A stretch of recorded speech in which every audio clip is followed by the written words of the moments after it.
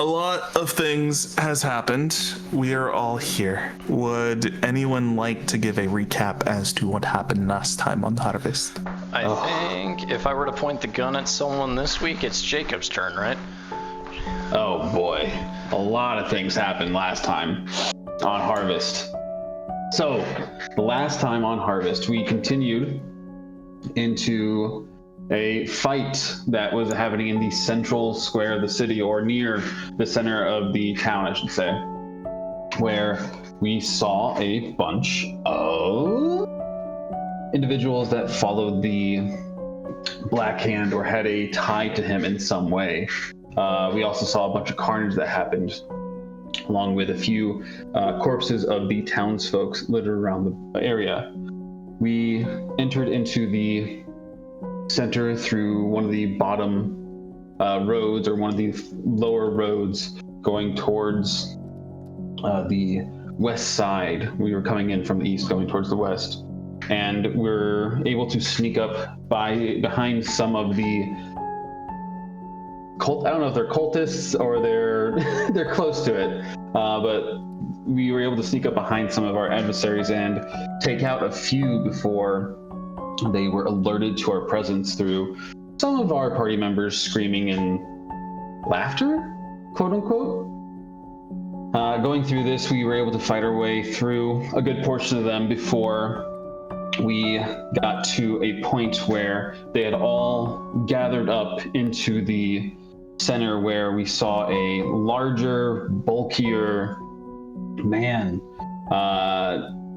looking at us, smiling, before going around and killing 3 of his compatriots, or his individuals around him.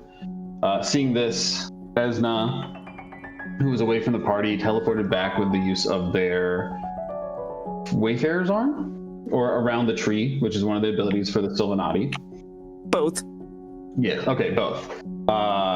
And was able to teleport behind both Warren, or teleport behind Warren and next to the Nameless One before speaking out, asking about what was going on and what our plan was. Warren gave a quick, hey, don't follow me, stay here, before, with the use of Boris's music that he had been going on for a while, that allowed us to move faster and do a little bit more damage with our strikes, was able to move 65 feet past the enemies over to the other side, and a little bit more than 60 feet away from his companions, where he took out a hand of sin that has been named the Blighted Palm of the Rat King. And not knowing exactly what it did, but knowing that it would help him out in this instance, hopefully, and take out a few, he broke one of the fingers. Where after breaking it, 3 heads appeared on his body, forming from the cloak of the Rat King that he wears, and with his own mouth doing so, screamed in such agony that the sonic burst around him into 60 feet and affected everybody that could hear. This caused massive amount of bleed damage to anybody that heard it, and was able to take out almost everybody there except for the big burly man that was killing his own compatriots. After Warren was able to complete that, we had a little bit of fun where Boris told Warren to take a step back before rushing over to the big burly man and playing a certain note that caused a little bit of a bodily ejection from him. Playing the brown note, causing the big guy to shit himself, before also teleporting away using a Wayfarer's Arm. This shit that was around the big guy now, if he was able to move, would cause him to do a save or fall down into his own excrement. Before he was able to move, though, the Nameless One ran up and exposed him to a few different things that really did a number on him. I believe you used the head of the Piper? to deal No. large amounts. Oh no, did you just bite him? No, I just used my glyph in my book. Ah, sorry. They use their glyph and book to deal the final amounts of damage and to take away the thought processes of the big guy, who never really got a name of or how to call him other than the big guy. But this was the final blow that then brought down this adversary. Seeing that there was nobody else around that was going to attack us, we took a moment to rest before Boris started to vacuum up the bodies, and out of nowhere started to find a few pieces of gold, or some crown that was just on their body some reason. It's weird. It just appeared there sometimes, and not knowing what else to do with it, just shot the crown over to Warren, who caught them in his hands before putting them in his pockets quickly, adding up in total to 49 crown. Wow. From there, we also, the main party didn't see this, but Boris was able to see something that the normal eye could not see in the spiritual realms, quote unquote, where they saw the egg that was above the town that was the calling card of the calamity that was going to happen if we were not able to stop the killings of the rest of the townsfolk begin to disintegrate and go away, while also releasing many souls out into the town, where some continued to be the same color and kind of just settle, while others became agitated and red, showing that they were not settle, or they could not settle, or did not have the ability to become calm, or to deal with their deaths in some way. This is a warning that there may be ghouls or spirits or other such spiritual beings that come out to harm the living if they are not dealt with quickly. Before we decide what to do with them, we know that we need to go and speak to Framboyo. And going towards that location, hoping that Framboyo has some knowledge about the little girl that we have taken as some kind of ward, we go in there, and Esna is the one that goes up to speak with him, leaving Warren and the Nameless One downstairs with Boris outside playing soft music. And the Nameless, or Esna, speaks to Framboyo, where they discuss what has happened, and learning that we have completed at least one of the missions that we need to do, even though we are quote unquote late, as a few things have happened since we went to fight the Lecce. Framboyo sees that what we have done is going to be of great help to the town, and gives us a reward for doing so, and gives us a 500 crown coffer that can be split up between the party if Esna so wishes. While this is happening, Warren is having a mental breakdown about how everybody keeps saying, yes, Framboyo, yes, and doesn't understand how that's good customer service, but everybody else seems like that's part of that company, seems like they're talking regular speak. As Esna's walking down, we have a discussion with another Framboyo associate that's eating pork chops that lets us know that Warren is being a piece of work and is yelling at cooperative people that just keep saying yes, Framboyo, yes, but to him sounds like eloquent speech that he can then give to us. Esna takes Warren outside to calm down, and the Nameless One goes up to speak to Framboyo and learn and discuss some of the some of the quests that Framboyo needs for the Nameless One to complete, giving them an item that looks suspiciously like a 12-sided die. I don't know what if it is, but it looks like one.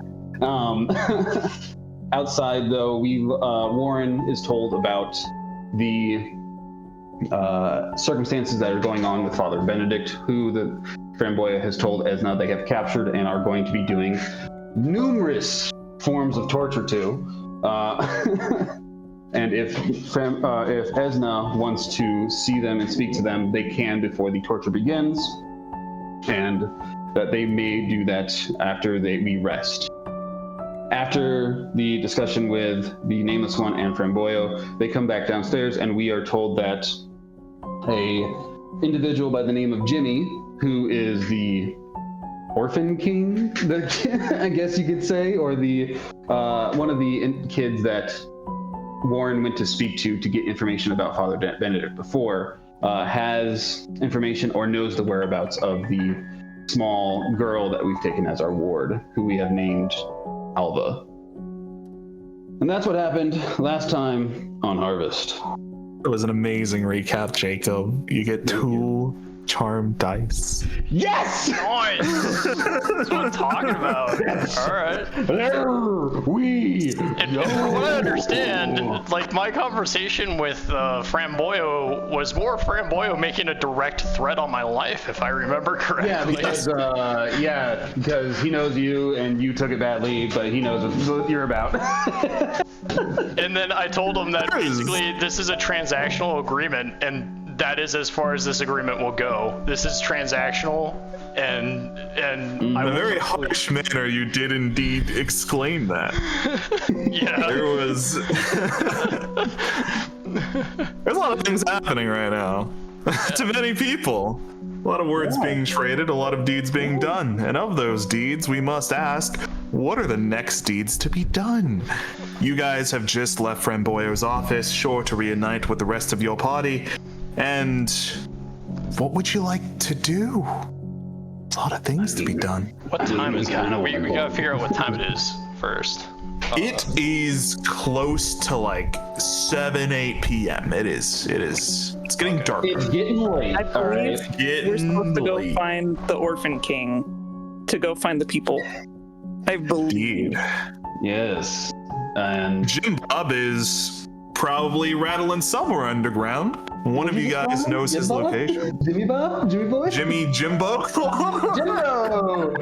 Hey, Jimbo. Sorry, I gotta take you to the sewer. Going to the moon, Jimbo!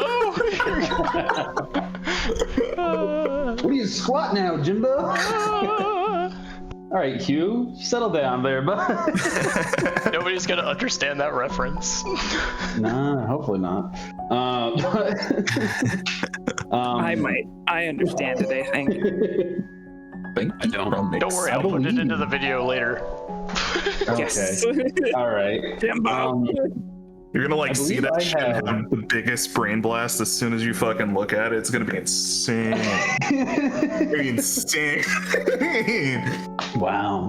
I believe yeah. Warren has some inclination of where we might be able to find at least some children that might be able to take us to to Jimmy. Yes. In fact, you were not blindfolded at all whenever you were led to this place. So I would have you critically succeed on being able to retrace your steps through trail finding to refine cool. this location. Amazing. All right.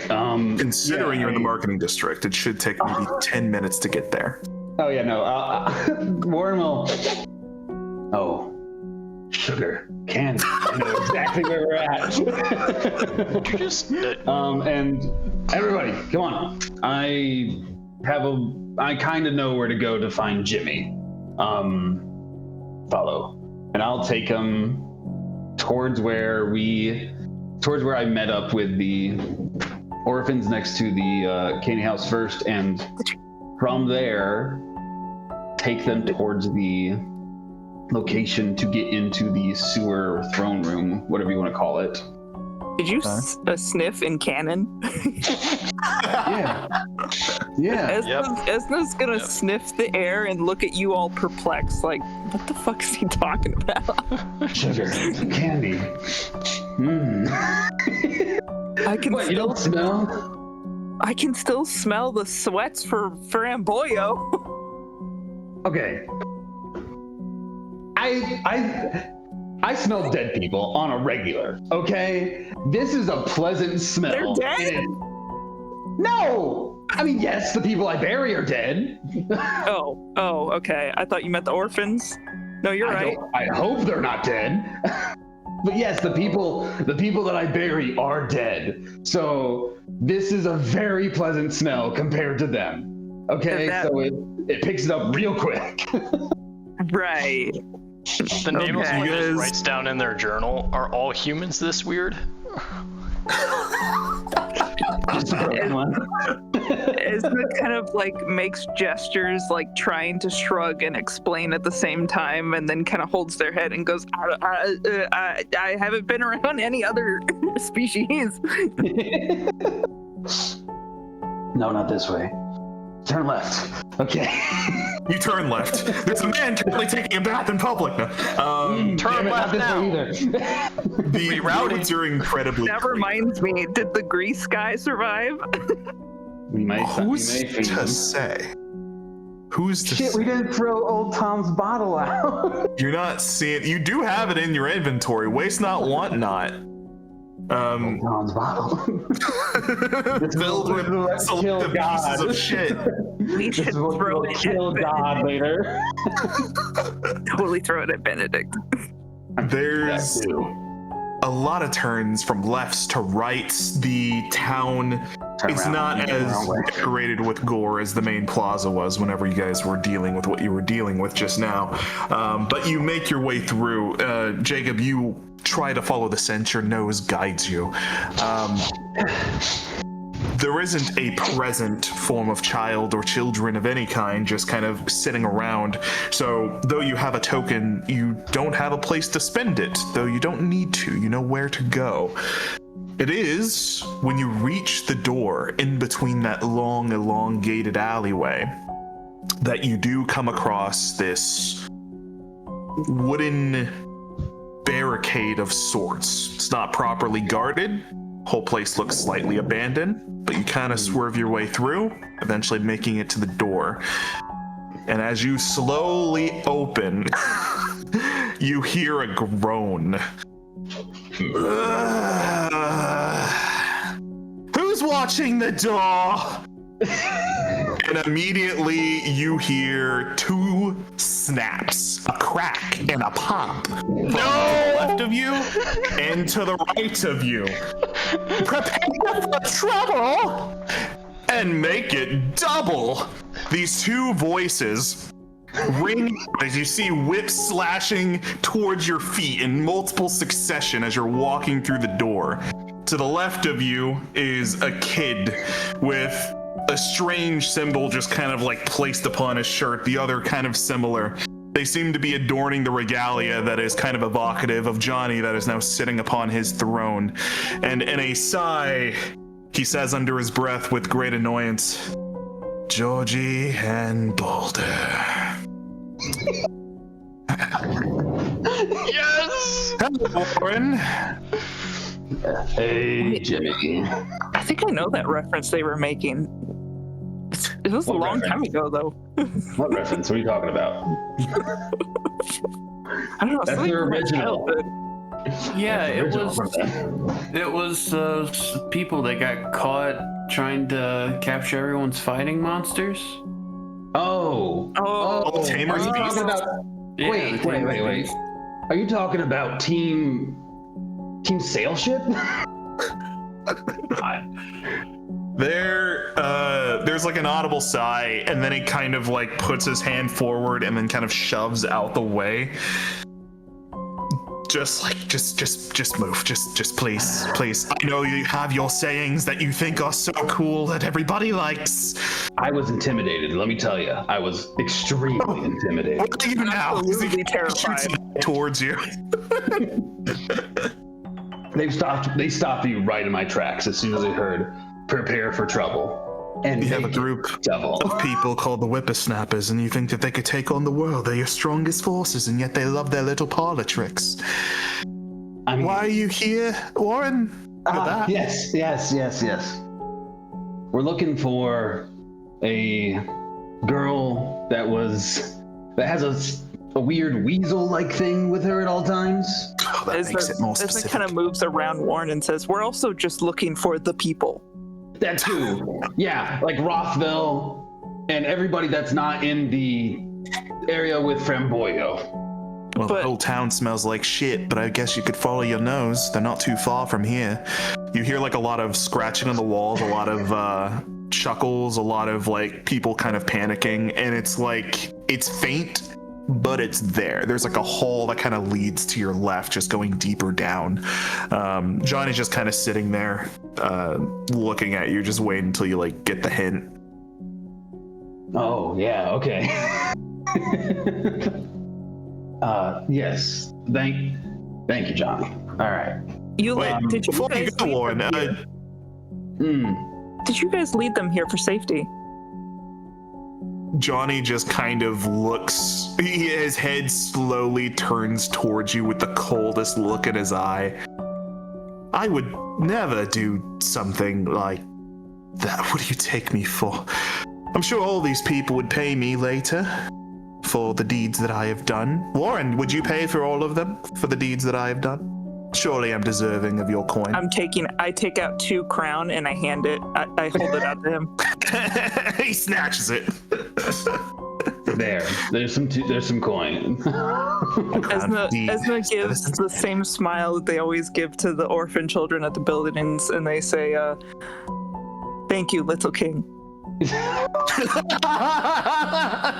He stands on top of a box, puts his hands on his shoulder or on his hips, and then kind of leans down. Little? I'm taller than you right now. Who's smaller out of us right now? He's kind of taller looks than on you. I'm looking down at him still, like me still. You're still smaller. It's just high enough to look down on Esna. He's still very much under you. Oh my god. I forgot how tall Esna is, but they're not terribly tall. No, they're not. You're like 6 foot or like 5 foot, 5'10", 5'7". 5'7". Sounds right. Edna is definitely not 6 foot. 11 foot 20. With the horns. With the horns, they might be 6 foot something. But Oh yeah. normally, Horns, absolutely, but Actually, they're the nameless one is actually like 6 feet fucking tall. I believe that. yeah. Warren's 5'10", 5'11". So. Oh my god, Warren, you're giant. Johnny will kind of pipe up. Yeah, I helped some of the people in the town. Something about the death of everybody kind of ruins business. And it's not like we can run away to another town, so gotta protect what you have. It ruins your business. It kind of makes my business booming. Yeah, of course. It's just business, isn't it? No. Well, I can't let you take all the pay, Warren. Once they all go into the ground. For all of this, considering that the families need to do it, and majority of the time the families don't want me to bury them. I guess that's true.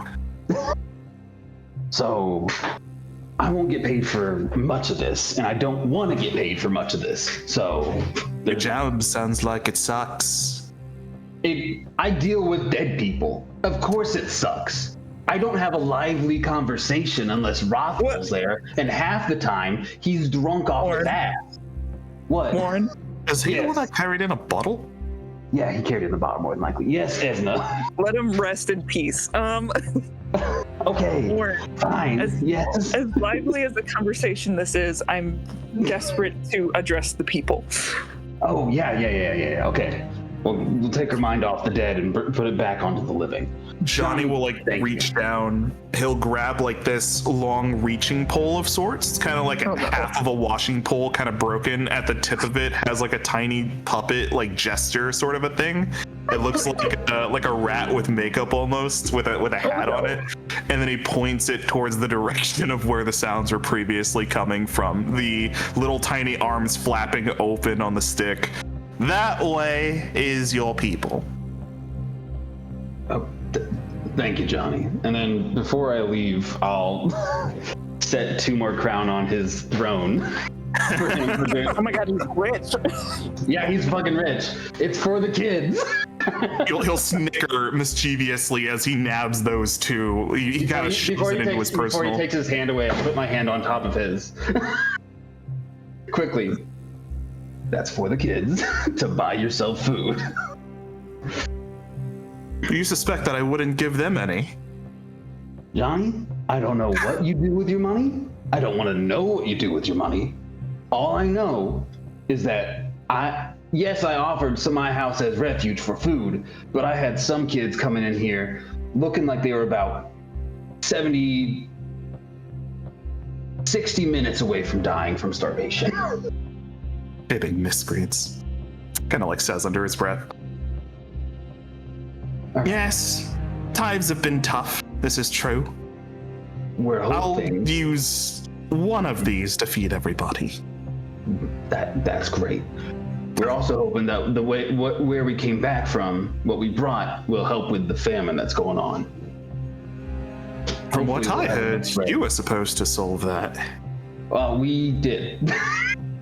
We have. And Is are that executing- true? He smiles towards your direction and then kind of like looks towards the whippersnappers who are currently in a corner, still very much starving. And then with his smile, he just slowly turns towards you. We found the item to fix it and have yet to do it, as we had a bunch of guys to kill that were ravaging the town. So we had to deal with that before we could fix the famine. Yes, it shall be fixed after we retrieve the people and show them that the town is safe. Yeah. Hold on, you killed the intruders? Yeah. Anyone who tried failed. I've seen a person's head get cut clean off. They put it back on. How did you manage to kill them? Esna's when you work with dramatically that- looking in the direction of the people. Esna, go to the people. Go to the people. They look back, square to the child, and go, "Yes, everyone that you are speaking to right now killed those people." You see the whippersnappers just kind of gulp a little bit simultaneously. They put their whips back down. Okay, fine. I will inform you because I know that you and your people, it does not say kids, you and your people often watch each other's backs. Not all of those people are gone. They are outside the city. Do not wander far. His eyes kind of dash left to right, him thinking. He nods his head quickly before looking towards you, Esna. You've provided good information. Thank you. This will help a lot. He looks towards the whippersnappers. What are you two still doing here? Don't you have things to do? Like, guard the door. Exactly. They simultaneously snap the ground with their whips before rushing up to the door and then kind of like readying their whips to like strike literally no one who's walking up to the door right now. Good help is hard to come by, isn't it, Johnny? Yeah, sorry. Yeah, the people. friend. The people. Sorry. I want us all to address the people so they know whose faces to thank. Okay. Yeah. Sorry. I You keep too, forgetting Boris. about the people. Oh, well, yeah, they're down the hall. There's not a lot of room space here, at least that people would like to sit in. It's over They're there, alive. just for the most part. Okay. Well.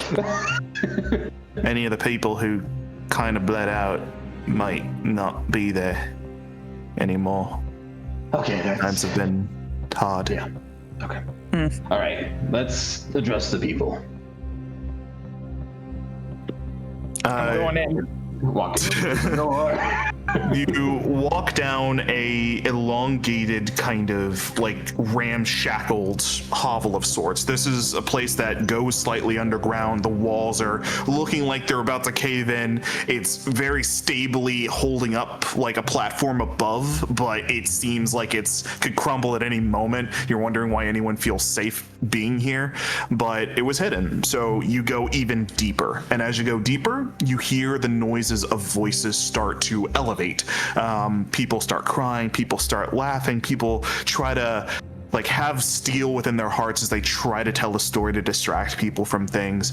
And as you move down, you start to see lights within like a kind of cavern network.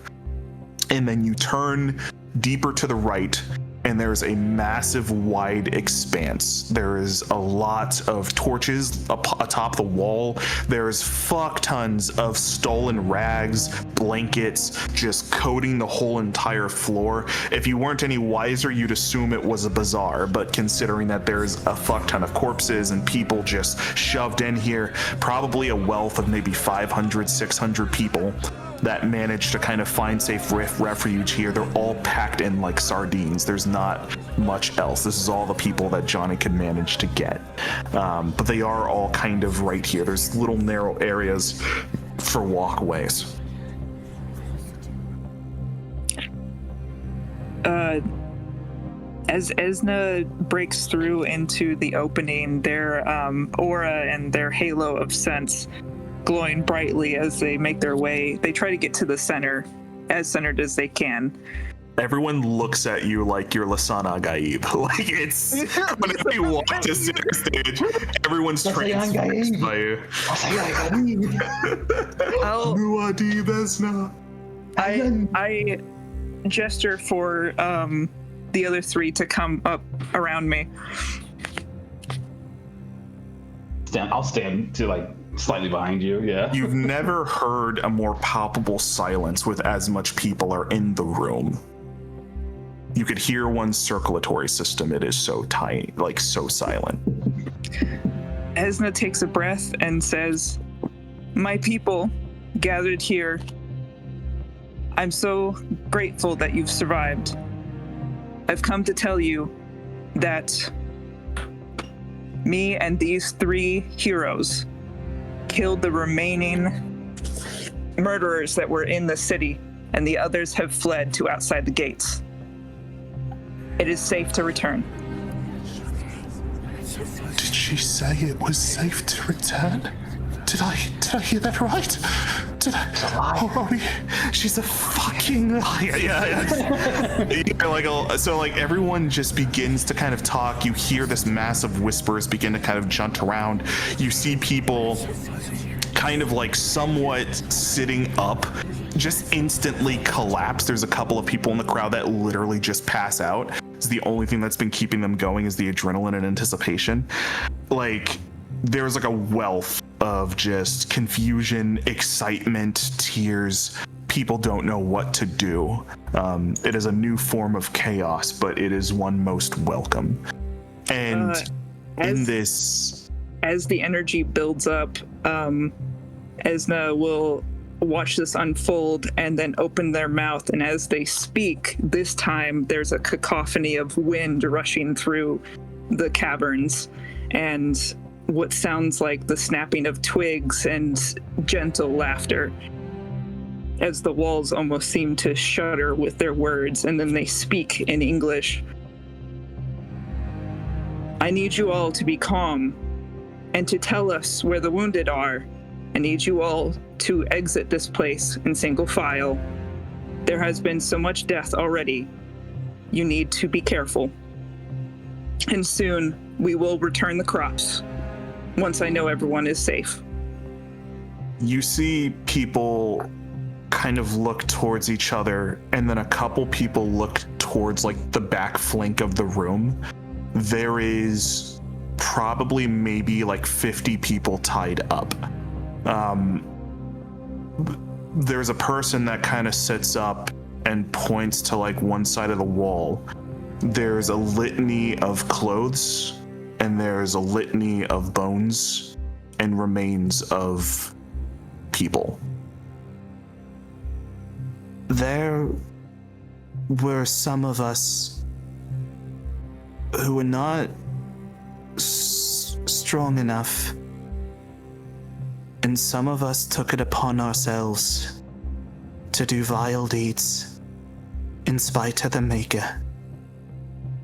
The wounded are no longer with us. We have taken the perpetrators to keep us safe. They are tied up over there. You see a couple of people, the 50 people that are tied up, their mouths bloodied, their face, their clothes just rended. There are bodies that are still alive that are corpses, but you see that there are broken bottles and other forms of tools, improvised weaponry that are stabbed into them. From what you can presume, these were people potentially either a part of this rabble, or these were people that were trying to stop them and failed. At some point during all of this, a violent outbreak happened, but they were finally able to be captured. The people do not seem necessarily fully angry. Some people do. There's a part of people that understand, and then there's a part of people that wish for them to be punished. And a lot of whispers are going around. No one exactly knows what to do. But what you have just been told by this person who's still looking at you right now is that there is no wounded. Okay. I will then address that person by saying, we'll take care of the ones captured now, but I need a few of you to come forward and give your explanation of what happened so we know how to move forward with this. I'll be the one. I'll do it. If the town truly is safe, Darla, Furta, I want you to return to the house. Make sure your friends get home safe. And for the rest of you, as I've done in this time, I need you to take care of each other. And thank Johnny on your way out, for we would not be alive without him. We all saw the people that we cared about get slaughtered. Would be happening to us if it weren't for him. He did right by us, you do right by him. He then kind of turns his gaze to you. I'll tell you whatever you need to know. Thank you, Vicar, for all that you and your friends have done. You truly have restored order. You have saved us. I've restored only what I can, and I will tell you now, I advise none of you to leave the city. Danger is still right outside the gates, but that will be addressed once everyone is protected inside the gates. A lot of ruffled conversation begins to happen. The panic which was gone eventually begins to ensue. A lot of people questioning, like, I thought we were safe. Is this true? Like, is something else going to come? If that was bad, like, what about the next thing? There's a lot of minds are going wild. Esna's voice will sharpen again as they see the panic return and say, the rest of the murderers fled when they saw what me and my friends could do. They will not enter the gates. Will you stay? Are you gonna leave? There's a child that kind of barks up and then kind of asks, Are you gonna be here forever?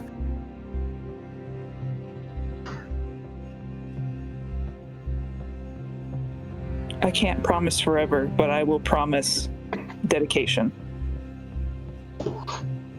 He doesn't know how to will take it. He seems kind of happy at the moment, but you can easily tell that there's something behind it. There's a nervousness of like, what's a guarantee? But it's all he has right now, so he seems to be taking it. Know that the purveyor and I are working in tandem, are talking in tandem with each other. Sorry. Please don't say I said working. For sure. We are talking in tandem. Working in tandem? No, I'm joking. to be sure that the townspeople are protected to the highest degree. If you feel you cannot, know that you will find safety at the church, and you will find safety with the purveyor as well. That is also another thing, Vicar. You and your valiant friends have done so much. Did Father Benedict help you? Is he among you? There's a subtle hiss that comes out of the nameless one's mouth. Okay. Reverend has been so helpful to us in the past. Do I need to roll to know if I say something about Benedict being part of the... This is all unexplored. You are incredibly frazzled. Even though you will have charm proficiency, I can tell you what you might know, but this is all up to you with how you wish to proceed with anything. Well, it's going to come out either way. Esna's face kind of like gets tense for a minute, and there's a silence that falls over them, and then they say as sharply as they raised their voice before, Benedict is imprisoned. He will be tried for what he has done.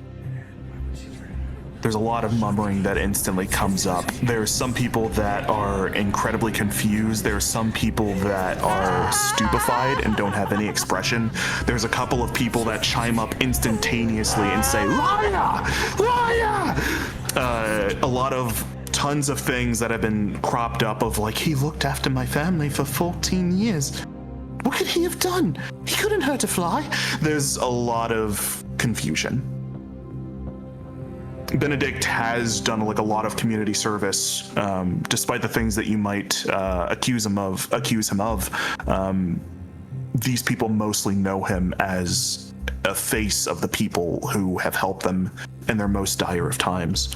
So the idea that this even might be true, but it's coming from someone who just came back, supposedly just saved them.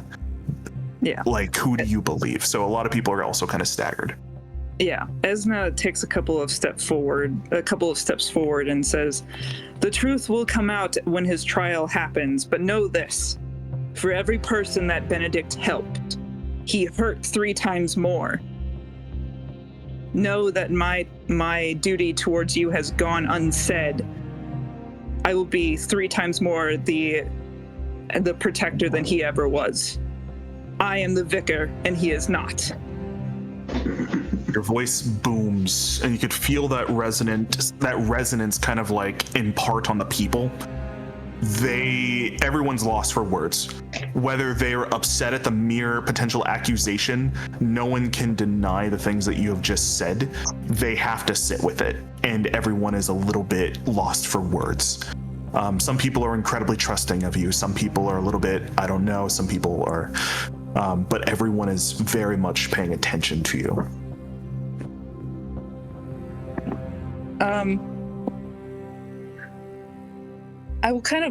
Esna will pause for a moment, and then, where was I supposed to go to plant the Leshy Heart? You want to find an area that is close to a network that can kind of dive throughout the town. There is a well that is located almost centermost point near the church. It's kind of near the heart of the town. And it is said to have been like ground that has not been altered. It was a preservation act from a long, long time ago from the town's first inception. If you were to plant it there, it technically is still connected to every bit of underground and can expand outwards. It's not locked off. And you might surmise that could be a place, because if you put that outside, anyone could theoretically get to it. And you don't think anyone might necessarily just gun for it, but tons of people go in search of crazy powerful artifacts. Like occultists go after that shit all the time, including just there might be creatures that might want it. You don't know the nature of this thing, so it might be best to put it like if there is anywhere safe to put it. A sewer is definitely a network that A sewer is also a network. So but the well, if I put it in there, I can more guarantee that people would leave it alone, basically. Yeah, you'd want to hide it to where almost no one can potentially find it or think to look for it, that it would be allowed to influence all the area around the town. Okay. Okay. And if you want to look for something specific, then I can let you know if you find something or not. No, Esna thinks and then speaks once again. If you need proof of my dedication to you, I tell you now, watch the fields at sunset. and you will see what I have done for you. The sun is already. As the sun is already set. It reminds me of like Columbus when he pointed towards the sun and he's just like, my God will turn that red. As this is just like, it is sunset. Fuck. Yeah, it's like 8 o'clock. Before you go to bed tonight. No. They're also underground. They probably have no perception of time at the moment. Just say by sunrise, the fields will be back. Warren, it's too late. Just let it go. Okay. Yeah. Strangely, just with the gravitas that you carried with you before, it seems to still have a similar impact, the words that you have just said. People are so stupefied. Yeah. Before you go, sleepy pie. The fields will be back to full. The fields. Oh, okay. Wow. Just says over their shoulder, they don't know the sun is setting yet anyway. They'll know as soon as they go above. What? Okay. You see the other people, about maybe 25 people first sit up, start moving forward, then another 10, then another 30. People kind of waiting for the congregation to kind of move forward. People who were kind of hesitant, still second guessing the safety of the outside. But then, like, after some time of sitting, it's like, if people made it back, like, they wouldn't lie to us, especially not unless the vicar. Like, maybe we could, so everyone starts to kind of stand up and then slowly kind of walk out. There's a couple of. Might want to lie to us. He wants more jobs, so he might want. Yeah, I fucking once says that. You know what? There's a couple of people that's just like normally I wouldn't trust that fucker over there who wants us in the ground, trying to steal all of our money. And no, they're fucking half-cocked conspiracy theories. Just covered in blood. I made a point to have a fucking bloodkin, a goddamn bloom, and then the gravekeeper stand around me when I said these are your heroes. There's a point. Soaked in blood. There's a couple people. Oh yeah. I will gesture Warren over to the guy that said he would speak to us about those tied up, and I'll say, can you go speak to that man and figure out exactly what happened, or anyone that approaches you, him. Yeah, I can speak to him. Hello, Gravedigger. From what I hear, I owe you a lot of thanks.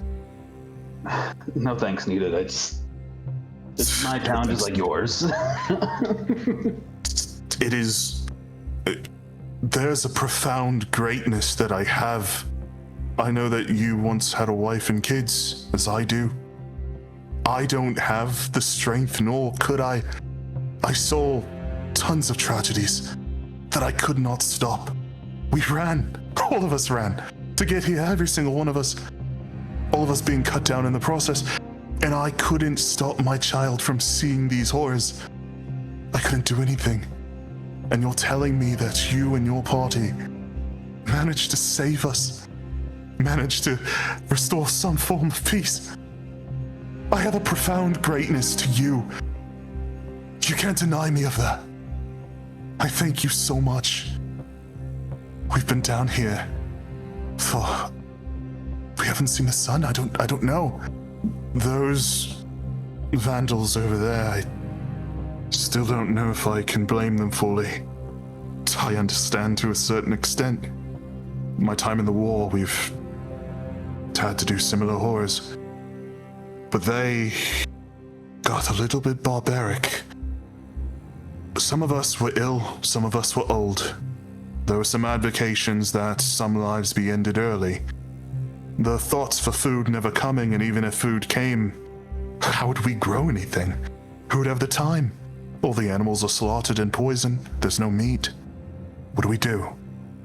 The answers that people came up with were harrowing. At first, it was moralizations of sorts. Then it was acceptance and rules. No children, no women. But what of the men? Who would it be? Then we looked to the dead, the soon-to-be dying. Some took it upon their grudges, the people that wronged them in life. The people that didn't save their kids and save theirs instead. And out of revenge, some of those people took the first blade. A back and forth happened, and He kind of looks towards the wall, and you see many people just impaled, their blood crusted over their shirts. some people fell. And then from the first people that fell, they thought that that was enough. It only lasted for a little while. We have 600 people here. They thought that they needed more. We started looking towards more dead. And after that was done, people started looking at the living. It was at that point that some of us, who have never even held a blade in our life, decided to take it upon ourselves to defend ourselves and the families that we brought here. I tried to shield my children from the horrors. I couldn't take it upon myself to hurt another person, much less. Those years were behind me, so I looked towards the more strong of us. We restrained them. That was about 10 hours ago. It might have been 20, might have been 30. It feels like it's been days. It's weird how that happens, you know? Yeah. No hint of the sun. Occupied. Johnny was supposed to keep us safe, though most of the guards that he had, few as they were, having children protect us, could you imagine? The whippersnappers were the only ones that could stay alive. Funny names, those ones. To help we us. Walked in and they walked in and they scared us straight, let me just tell you. Wow. But I'm going to reach my hand out towards his shoulder and put it there. It's like, you've done good. You've done good to your family. You've done good to your fellow man. You've done good telling me what's happened. I've done nothing. He collapses and falls to his knees, your hand still on his shoulder. I couldn't do anything. No. And you were the person. You and your group did everything. And I couldn't bear to even lift a finger, even when my family was in danger. Do you know how it feels? Of course I know how it feels. My family passed and I couldn't do anything to stop it. I ran from them. I ran from my children. I ran from my wife as they were dying to save my own skin. I did nothing. Only whenever I knew that I had people help me to go back did I return. I couldn't do anything to save them. You did more than I could. You protected your children from the horrors. You helped your fellow man. You've done more than I ever could before I became what I am today. Take this as a victory. You've done well. Yes, there are things that no man should have to see that have happened here. No child. But you must keep your head held high. You were strong when the others were weak. You protected those that meant most to you. And you've helped us learn of what has happened here so that the vicar may deal out punishment as necessary. You have done well. So hold your head high and go be with your family. His head is still low. You see a couple of tears just kind of like dripping on the floor, his hand reaching towards your chest and then grasping loosely on your shirt before he looks up. There's a slight, it's not a smile, but it's an elevation from where he was at emotionally. You have given him what I guess you could describe as hope and a happiness to know that in some way he wasn't useless like he thinks he is. And then very quickly he's not standing, but he rushes forward to kind of hug you, and like deep gratification, he's giving you like the strongest hug. Thank you. Again. And he kind of walks off towards the direction of his family, and you hear like a laughter from him as the sound of silence seems completely gone. And you know that a person can't shift that, but he's trying to act as if everything is okay. Okay. Yeah. Warren will take a shuddering breath from remembering what has happened with his family before running his hand through his hair, look towards the individuals that have been restrained before with disgust in what they've done, but slight understanding of why they've done it, will turn back towards Esna and the group. Esna's gonna turn after talking to Warren. Esna's gonna turn to the nameless one and say, "Do you see your daughter anywhere?" She is a place that you do see. She's sitting on like a little pillow. She's dead. She's collapsed. Is beheaded. You see her in several places, actually. She's in each one of those. She's in the pile of bones, actually. She's in the belly of those guys. That would be the darkest twist. Holy shit. No, she is alive. You see Rothvel with a half-broken bottle, still kind of like holding like his fucking bottle towards like the group of people as the little girl just kind of sits kind of beside him, kind of staring at you. She seems happy. Rothvel, his focus hasn't shifted. He's just kind of he's probably yelled obscenities this whole entire time. He's not really speaking so much as he's just jabbing the bottle blade towards their direction like, I'll fucking kill you. Don't you goddamn come near. I swear. By the maker, I'll gut you. Like the nameless I'm gonna one. let him. Oh, go ahead. The nameless one just walks forward slowly, and then like once they get to Rothvel, I'm assuming it's relatively dark in here. It's there's lights Okay. almost everywhere, but it is, there's flickering and The nameless one is just gonna put her hands up and kind of like push them like slowly twice towards Rothvel, and then the bottle will shift towards your direction. There's like his eyes are wide. Get away! I'm gonna run up behind the nameless one and just yell, Rothvel, are you okay? Becca. Distracting Rothvel, I'm just gonna run up and hug him and say, I'm so sorry. We didn't mean to leave you that long. It's been 3 hours already. the nameless one picks up the child. You're the best babysitter, Rothvel. I got the child. Just picks her up and like does the Zelda. He reeks of alcohol, but he seems very sober.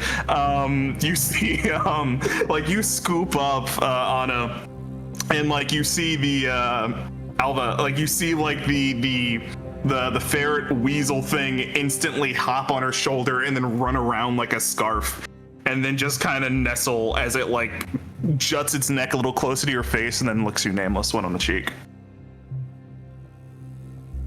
The nameless one just smiles at the little girl and then just kind of gives the little girl a hug, and then just kind of holds them and turns towards Rothvel and the vicar as they're having their conversation. Well, I guess Rothvel's just kind of wailing at this point. But Yeah, I will hold on to him as long as he holds on to me. You have a child now hugging you deeply. It's kind of bearing their head and like rubbing on like your chest with their head. oh, But you speak again for Rothfeld? I don't know. He seems kind of out of sorts. You may need to pick him up too. We may meet both the child and Rothvel like the child. Oh, we're lifting people. Well, my legs have kind of dwindled in terms of strength. I've been crouched for so long. You can lift me too. He kind of smiles towards your direction.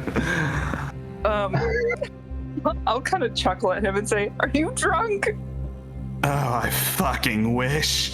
Ran out of this stuff not too long ago. Actually, quite long ago. It felt like days. I mean, I surely wouldn't be able to keep it with how ravenous some of these people were. Esna kind of laughs a little morbidly and goes, I figured it must be terrible being sober, right? God, you couldn't believe it. Oh, sorry. The Maker. Love that guy in the proverbial sky. Love that man. He's my favorite.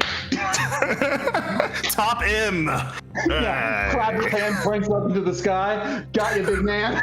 Esna turns away and calls for Warren and saying, Warren Rothfell's over here. Oh, My God. brother from another maiden of sorts. Hello, how's it going? You finally decided to come back. Sorry for taking the liberties of stealing those bottles. I felt like I needed some for the road. That was a surprise whenever we walked in and we saw most of the bottles that I had empty. Well, there was a guard that came, not a lot of room to, take things caught. They kept trying to urge. I tried to grab as much things as I could before I was forced out of the house. I mean, once you're leaving, you don't know how long you have till you come back. One thing leads to another. We hear screaming in the streets. I mean, Alva, were we to stay here for weeks, especially with the famine going on, I don't know how long that kid would survive. Any food I could scrounge, most of it went to her. Truth be told, I'm fucking starving right now. Well, The nameless one gives Rothfell like a half hug and then kind of like pats their back and gives a nod and a smile. And then the nameless one will pull out 5 crown and give it to Rothfell. Oh my God! For a tall woman, you are so sneaky. I didn't even know you were there. The nameless one just like turns to you with their like burrowing eyes, and just kind of like looks like, and turns their head to the side and smiles a little bit, which I can assume seems very disconcerting, but He's blindsided by the fact that he just has like he has more money than more accurate words here. He has more sovereign than he's seen in his life. So he just kind of turns to you and he's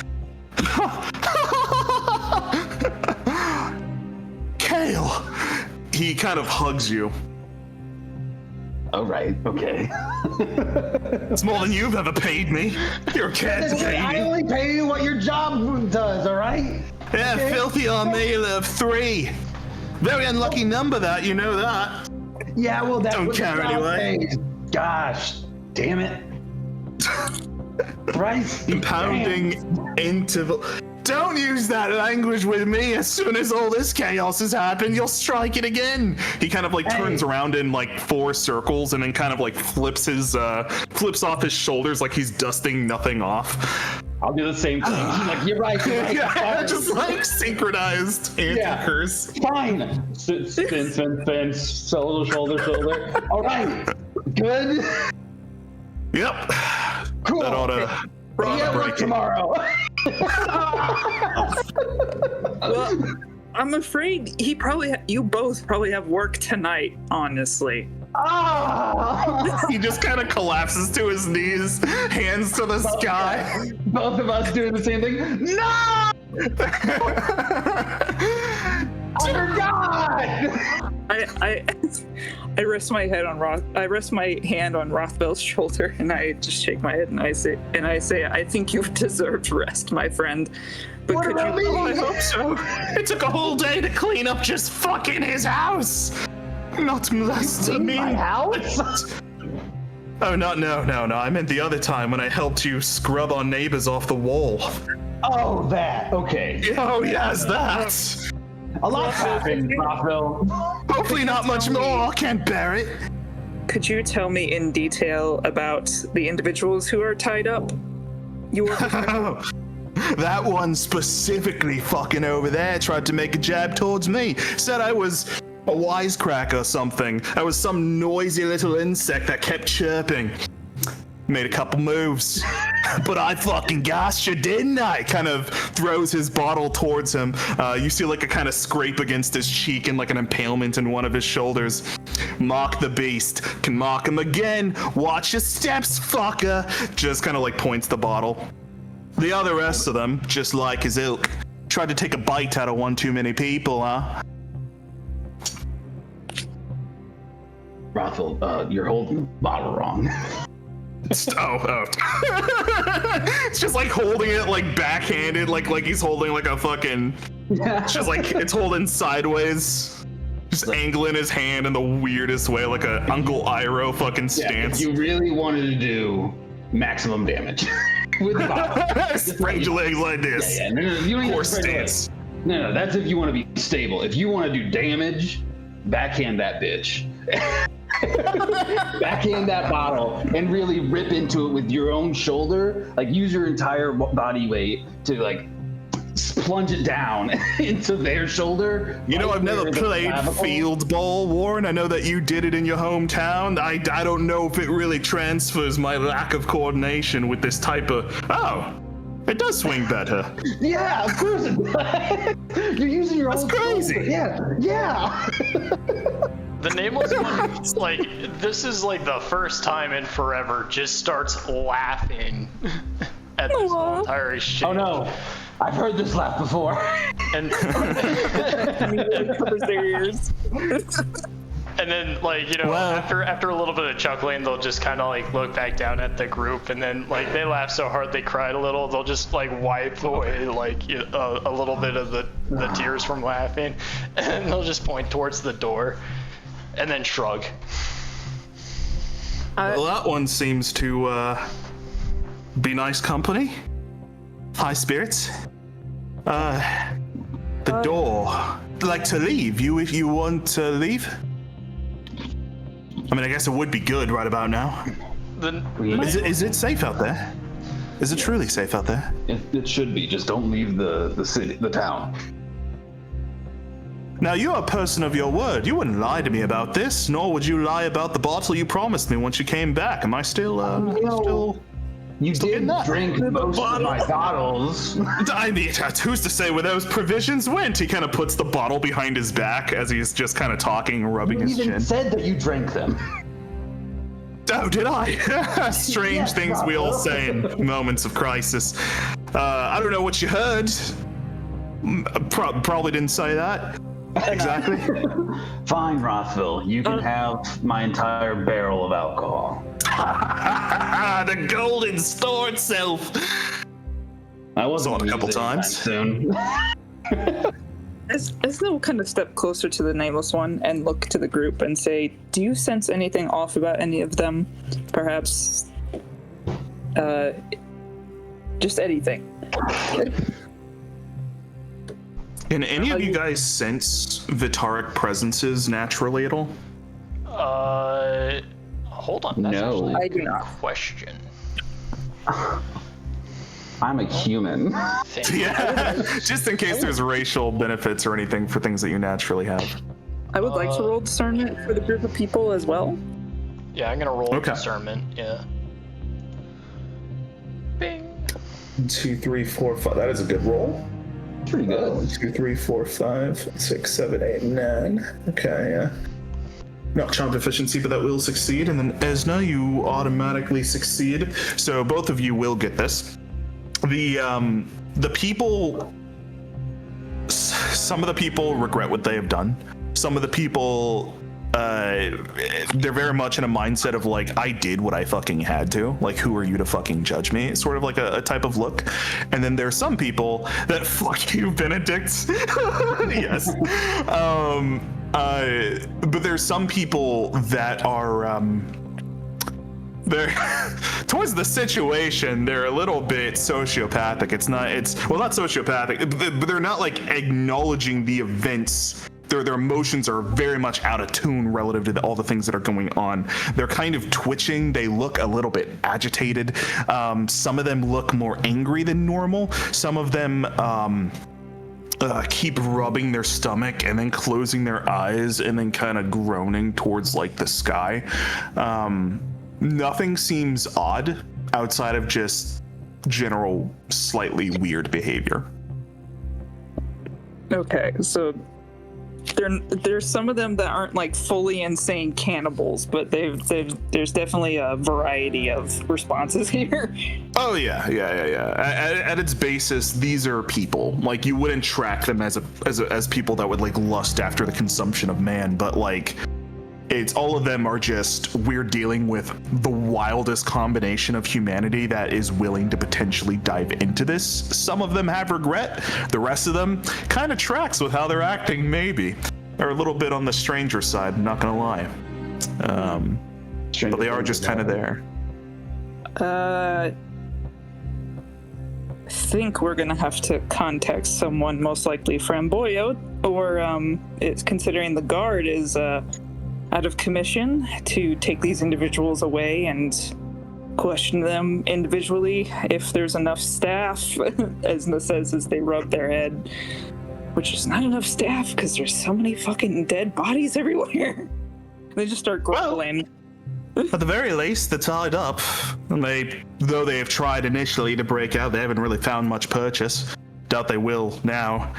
I mean, I would like to keep a fucking bottle on them just in case they break out. We don't need any of those fuckers back in our society. Some people think otherwise, but they're dead to me anyway. Especially that fucking one. You see the guy with the mark on his cheek, just kind of like leering towards his direction. Rothfell sticking a tongue out towards him. But yeah. I think I need someone to go get some of the people that are following Framboyo to maybe help take care of this, and then I need to watch over the people as they're spreading back to their homes. You mean those weird, strange fuckers that keep repeating that one dumb phrase and guided us towards this direction? Yes.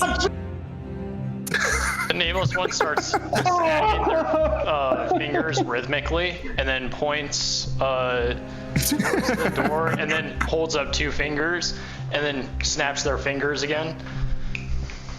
Haven't really seen those people too much before. Mostly, if I have seen them, they've been silent, but I've had an earful of them for over 5 hours. They seem like they've been trying to calm us, but they've been driving me fucking batty.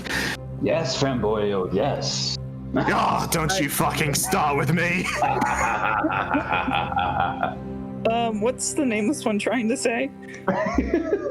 I think you have to roll something in order to get what I'm trying to say without the journal, because I currently have a child in my hand. I can't like necessarily write. But what do they have to roll to translate my gesture? You snapped like that's yep, right on the money, sort of like an acknowledgement. I'm imagining is what you were trying to convey. No, I'm trying. No, they said point towards the door and said two. Oh, okay. I held In the that two case, fingers, snapped, right? Ty, you would know because you're the arbiter, but I'm trying to point out that the whippersnappers are still there and they can watch. oh yeah, that would take a high. That would be a high roll for implication. It's set that as like a CD7. But What do I roll? So roll discernment. You'll have to roll this naturally. I can't just give it to you. This will be normal discernment, and this will be a CD7. Did it? Roll it. Roll it. You got it. I believe in you. Get that money. Get that bag. Come on. Ty.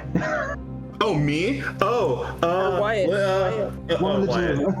Oh, Wyatt. my apologies. My apologies. I have a sheet open. Discernment, yeah. Apologies, Ty. It's normally Wyatt. Don't worry. Yep, it is definitely normally me. 1, 2, 3, 4, 5. I will say that they are pointing towards the whippersnappers, and something about them maybe, but just they're pointing towards that area. Maybe they want to go. Instantly, Esna gets an idea, and it's not the idea that that they're trying to say. And they kind of lift their finger and go, yes, I could send them. The nameless one just kind of puts their hand on their face, on their forehead, and then just like looks back up and then just nods. I look to the nameless one and I say, or would you rather one of us go talk to yes, Framboyo, yes, people?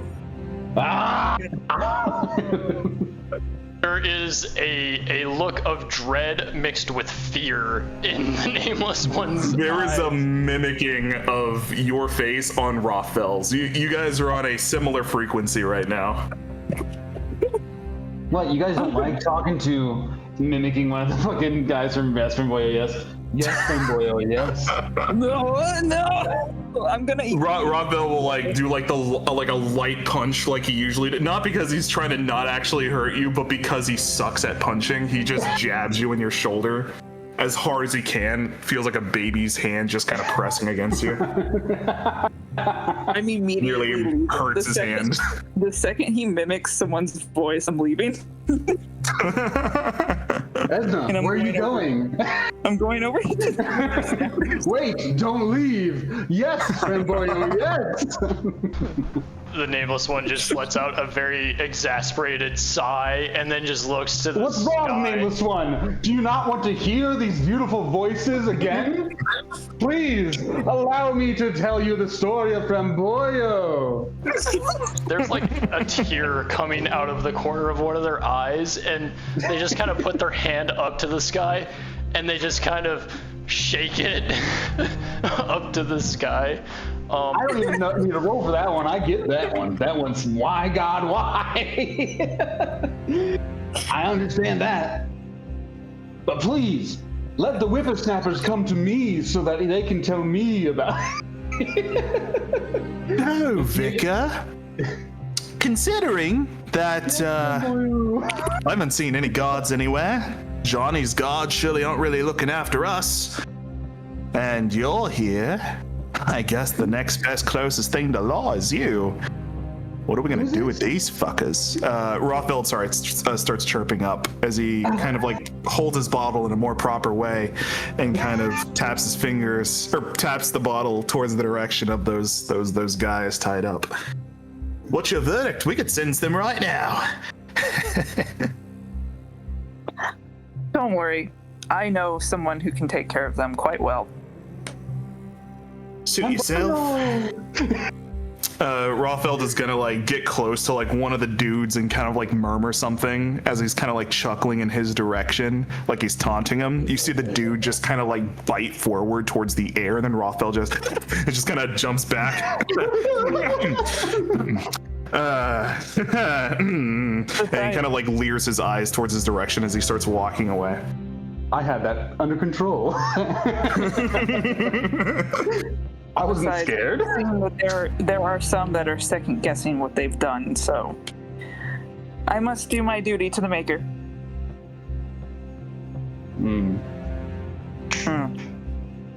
This will be interesting. And you're wishing to walk up to the group currently tied up. You want to speak?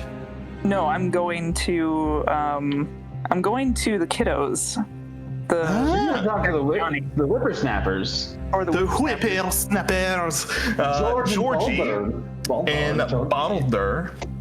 You see Georgie, and in his eyes, you didn't notice it before. There's a glow. There's a fucking glow. He's sitting more in shadow, and as he kind of walks into the light, you see a redness upon his flesh. This is the archenemy that you have spent your whole entire life wanting to exterminate from existence, the supposed disease upon the coil. Georgie is a Vitari, a demon. He seems a little bit weary of you, but similar to before, how he was against the wall, he doesn't exactly try to get as close as possible to you. There's anticipation of like, he might have heard some things about you from Johnny, but you guys have done a lot of atrocities to demons as a church, so it doesn't matter who you are or what you've done. It's kind of. I'm going to make eye contact with this person, stare for a second, and then immediately just walk towards Johnny instead.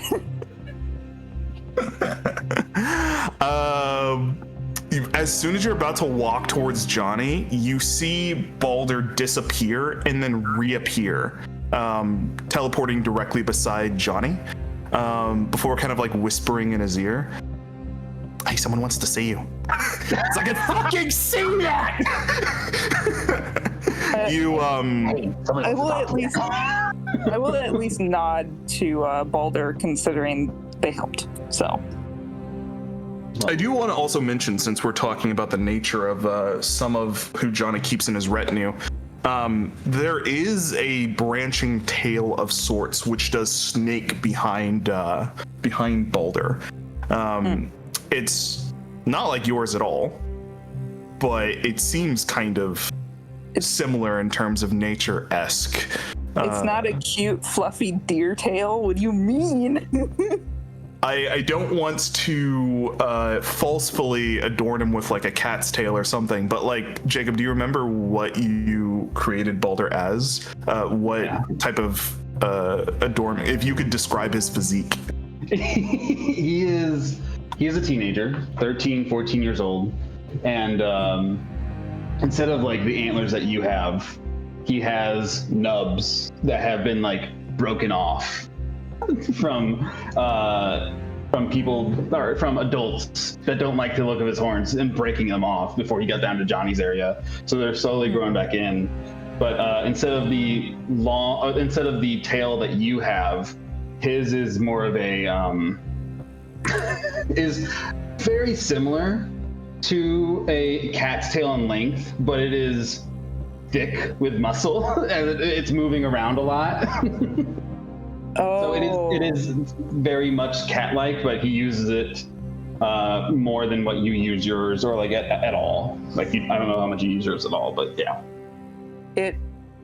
Yeah. But is it like a monkey's tail? Is it there's a word for that? Prehensile? Prehensile. It's basically prehensile, yeah. It's his third whip if he ever needed it.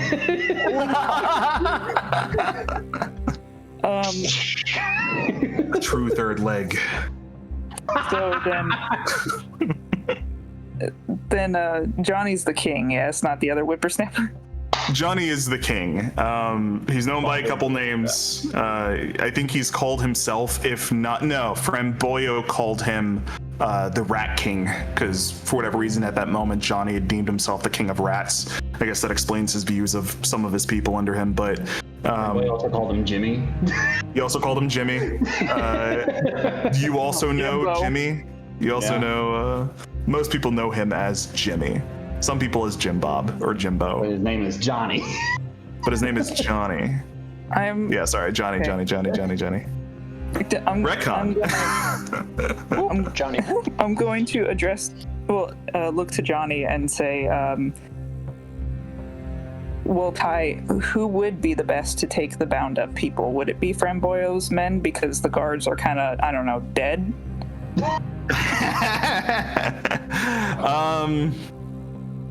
The philosophies of what you should do with people at this point, with the remnants of whatever town you have left, would be answered completely differently depending on the faction that would have these folk.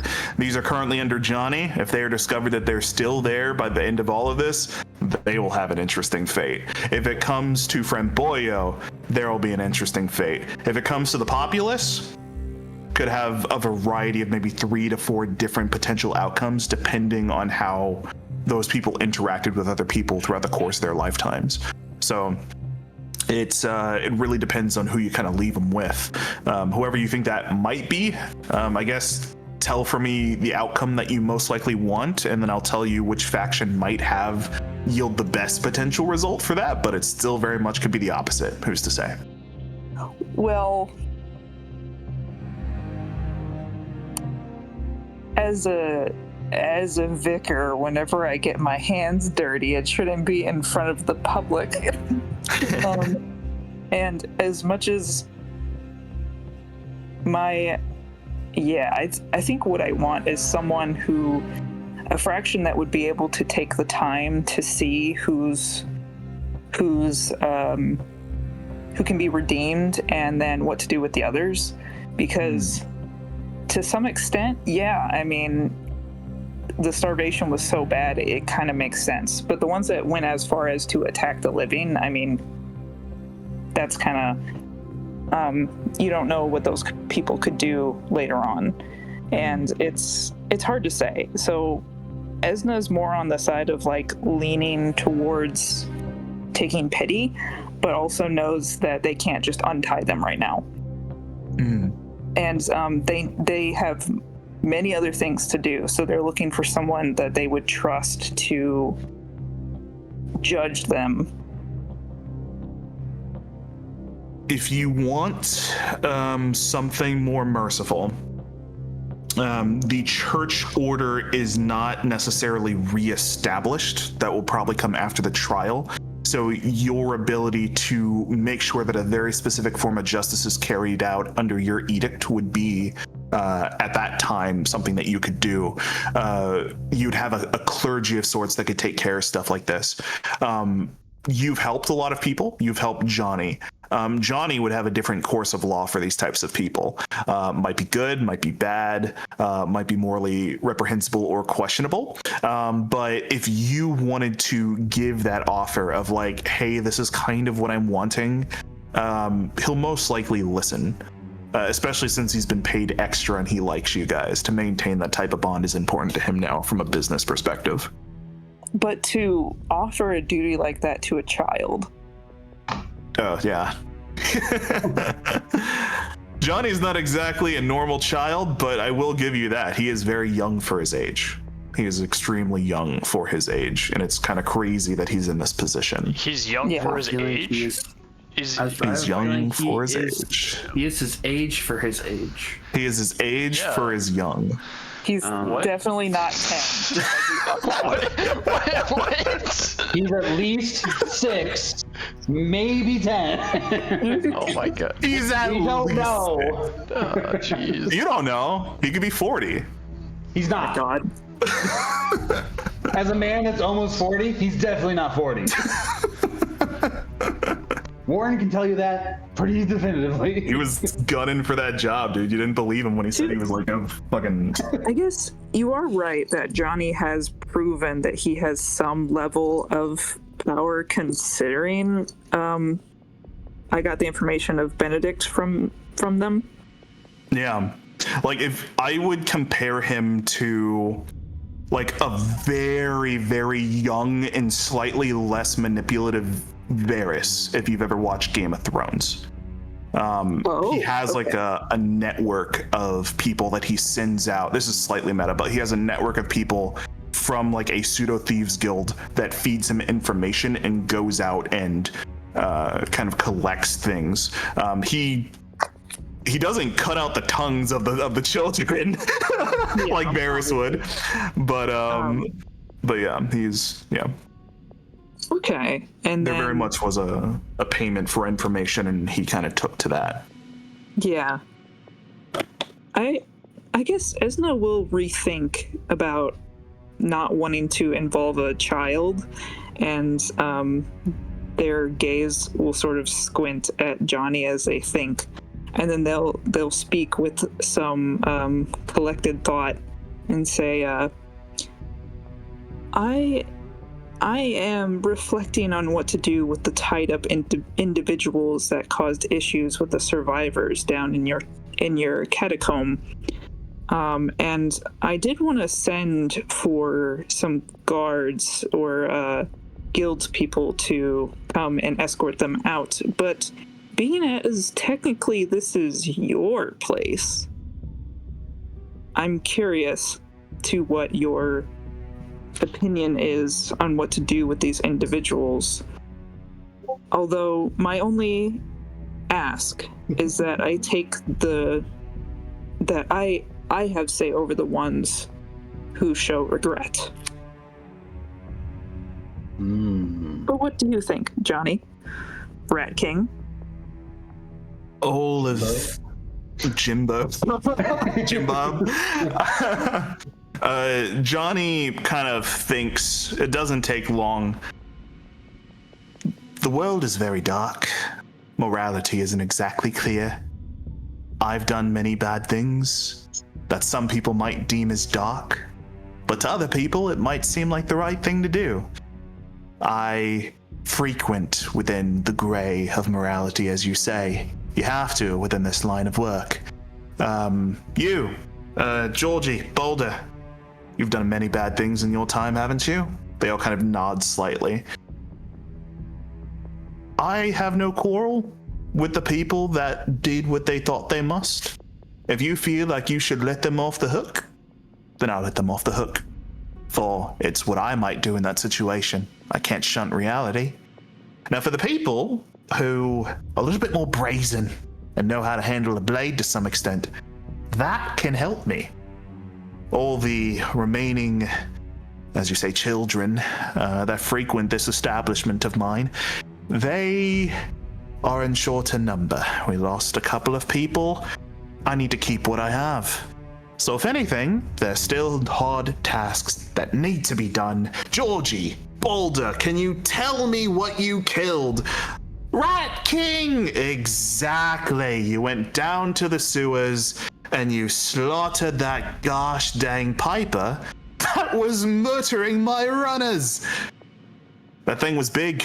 Made up of the corpses of 20 people. Now, I could trust those half-wit fuckers over there, but what I can't trust is the average Joe that I have begging for scraps, stalking for information, just small enough to climb into crevices. Those people aren't meant for combat, and I can't lose them. I've lost too many, I can't lose more, and I'm not gonna lose Boulder or Georgie. So, in this case, those ones can hold a blade. That's fine. I have places that I need to send them.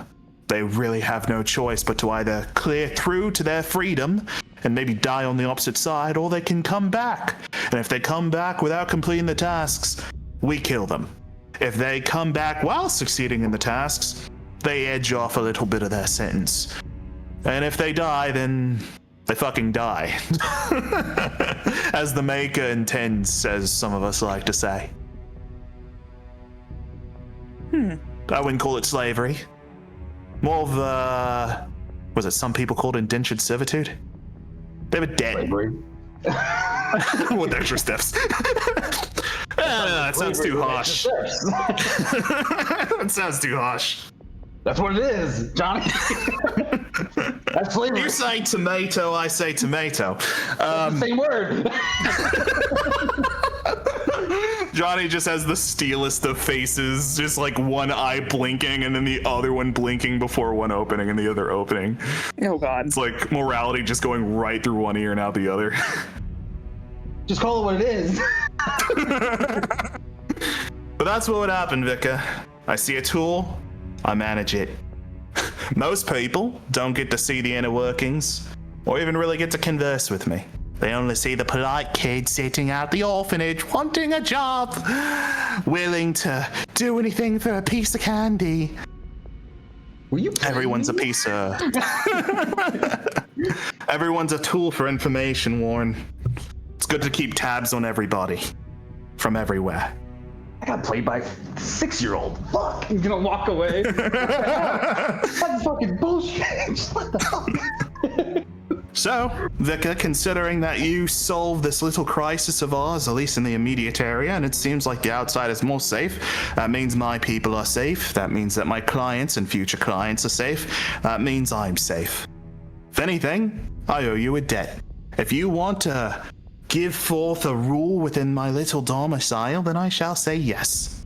I'll take whatever comments you have, and if it's to spare those fuckers, then yeah, consider it done.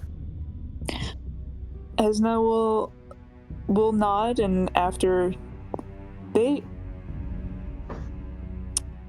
feel like they're making a lot of bold decisions because there's no one else to govern right now, and they'll kind of look at Warren as if about to ask for his opinion, and then they actually turn away and they say, the ones that carry regret and are heavy upon themselves, I'll take them to the church. The ones who don't, the ones who made their decisions to survive, they must help me clean the town. And the brazen ones, as a sort of brushes, like kind of waves their hand in a dismissive sense and says, it sounds like you need them. That I do, Vicar, and it's nice that you care about me so much. I'll have to remember that. Yes, they'll help out a lot around here. Well, For a long time, I'd imagine. you did me a great service when my dear friend Warren here came with questions, so I remembered that too. Oh, for big hands. Yes, we haven't heard too much of what happened on the outside, especially with those flamboyant bastards constantly ushering us around and keeping us confined here. Haven't really... I haven't been able to... I still have it echoing in the back of my head. It's crazy.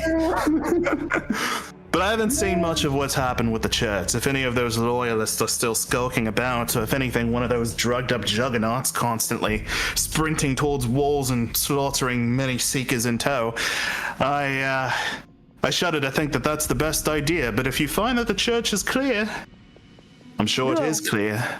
You can have that space. I'm sure it is it's free to traverse. Well, considering you are a man of information, I can tell you that the church is likely not clear. But how else does the church get loyalists, if not for our mercy? He kind of smirks, grabs his little stick with this tiny little puppet gesture with like a rat face, and he just like boops you on the nose. Oh. Yeah. With the dead rat? It does look to be the severed face of a rabbit, just kind of a rat, just kind of sewn onto like this tiny little puppet of like a jester. Why? What do you have dead rat out of this? They just say totally out, like their character breaks and they just go, oh, that smells foul. That smelled worse. You can still smell after living here for as long as you do? That's interesting. We live in the sewer, honey. Everything down here smells atrocious. So I'm told. I've lost my sense of smell since years ago. Don't need to smell, though. Have tons of alarms walking around and doing my bidding to tell me if something smells funny.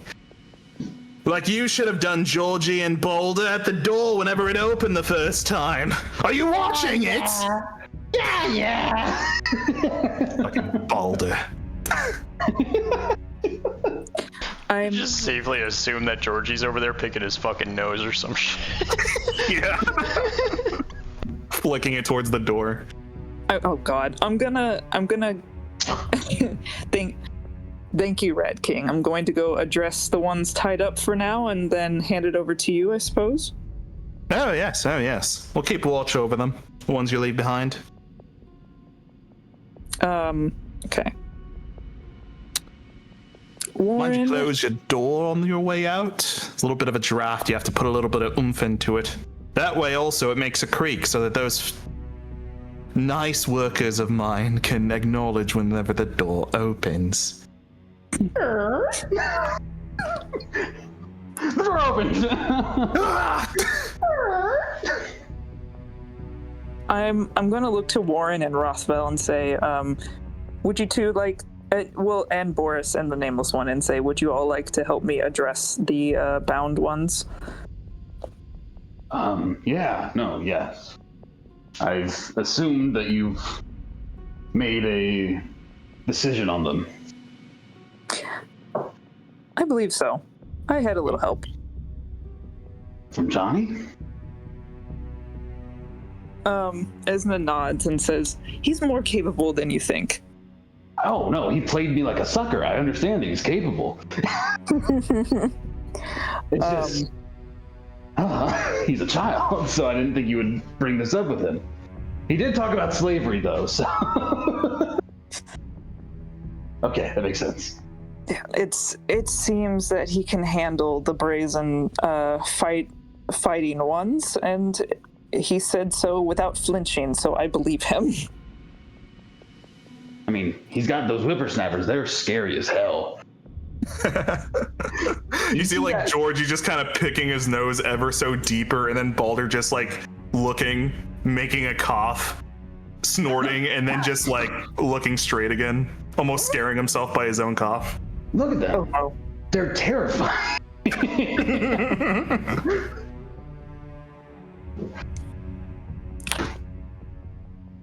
But what has been decided, Esna? We should carefully address each and every one of them, and those that are willing to what's the word? I need a better word. Repent. Subjugate? Yes, those who are willing to repent. Those that seem to carry a weight upon their shoulders, they will go to the church when it is ready. Those that know what they have done in order to survive will help you. They point to Warren. Clean the town. Fine. And I get extra shovels. Those who are a bit more lost in their ways of violence will stay here for Johnny. Okay. Yeah. It's after you, Esna. You have the floor. Okay, we'll walk over to the bound people. They are indeed bound, as they are people. There, ever waiting. Wait, what? Wait, they're people and they're bound? That's crazy. I've seen this Are they anime earthbound? before. Biggest plot twist. Are they earthbound? They are indeed bound to the earth. Oh my god! Older than children, though still bound to the earth. Wow. Hold on, I'm picking up the first chapter of 50 Shades of Grey so that we can read it. Hold on. So, a little bit less Christian Grey in this scenario. Yeah, I'm thinking. But they are looking at you. It's the guy that Rothwell has a problem with. Which category would he fall under? Staying with Johnny or helping Rothwell? He's the dude who is barking at Rothfeld is more, like I said, one of those like who the fuck are you to judge me? Like, I've done what I've had to. Like, why are you judging me so much? Like, he's one of those types of people. He's not the most unhinged, but he is a little bit of a dick. Okay. All right, I'll kind of look them over again, especially with my discernment, and then say to Warren and Rothbell, well, I'm thinking. Sorry. No, you're fine. I will say, with that discernment, how close are you? I would want to be like right next to this group of people. You're gonna see bloodied marks. A lot of these people were injured in some way during the scuffle, but you notice even more things below the blood. Like, people's arms, their limbs, their shoulders are coated within like red viscous fluids. And you didn't notice it at first, but like you take a moment to like look upon their wounds, and you see that the more skittish people have deep glyphic-esque structures kind of carved into their body. You, from your background as a vicar, are very familiar with the iconography that harken back to wrath, that harken back to gluttony, that harken back to avarice, which are some of the, like, there are demon lords that represent certain aspects of hell, And it is from these manifestations, these personifications, that a lot of creatures, which you come to know as Vitari, these demons, flood to the coil to have their endless war. Some people within very desperate situations may dive closer towards these beings and in a sympathetic manner, trying to hearken or dive deeper into those things, or they might ask for salvation. Sometimes people might even go so far as to talk shit against the maker, to disconnect themselves from them, to open themselves up after the rejection. These symbols carved into them are kind of like a loyalist sort of a thing. It doesn't guarantee that they are of the cloth for these demonic entities, but it does mean that it opens them up for a lot of things. You're not sure that they're possessed. Some people, especially during like the stories of like a lot of the things that have happened within a lot of holy wars, people go crazy and become possessed sometimes through this. But these guys kind of have the emotions of the erratic natures of people who typically are under Vitari. So you said they're skittish, or are they the more violent ones? They are the more violent ones. A lot of them are unable to sit still. A lot of them are irrationally kind of easily agitated. Some of them, the one I mentioned previously, seems to be in a state of bliss, kind of sated. There's like a lot of blood just like drenched all over his face. It seems like he's kind of had his fill. Couple of these people are acting strange, and of the ones that are, they have this mark, but it seems that the more violent individuals just outright are these types of people. Granted, there is one that is still very much kind of similar, though he has no markings on him. Okay. Would my agreement with Johnny still stand then? Yes. Or okay. Even with those individuals? I mean, you're one faction versus like, this is complete heresy. Though Johnny doesn't care. Johnny has a Vitari in his retinue. So I was about to say, he has a legit Vitari, so if I turn a blind eye to that child, I mean...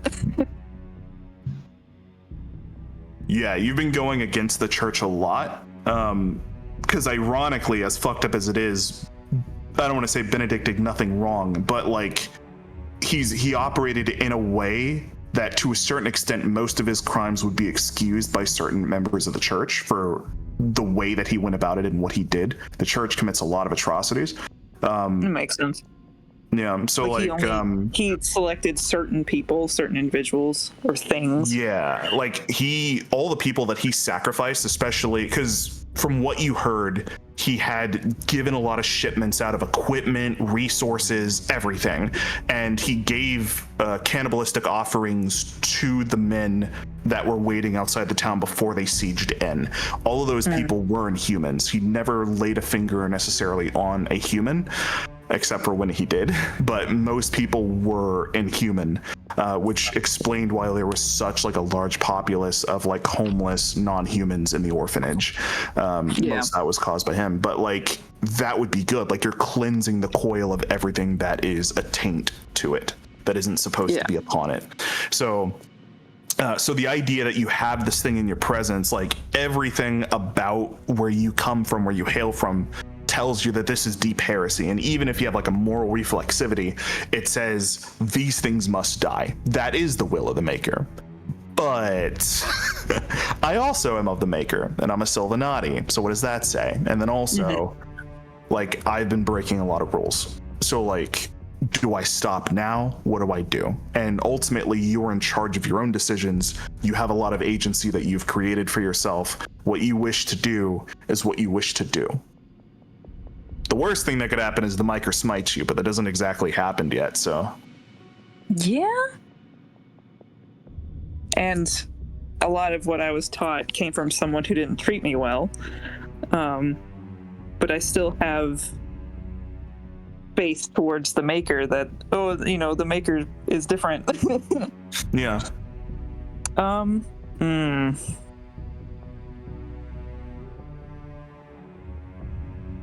Fuck, I had to think about this now, because it would make sense to kill those individuals, but those are the ones that I promised to Johnny.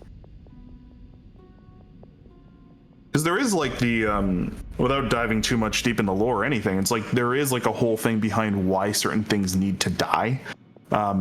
Outside of the idea that it's just not human or it's alien or what have you. It's just like these creatures get out of control and they cause unknown devastation down the road. It isn't guaranteed that this would happen, but if you're familiar with Star Wars, it's kind of like the Republic just committing genocide against the Sith. It's like all of them are evil. All of them are just born evil. We need to eradicate them just because they exist.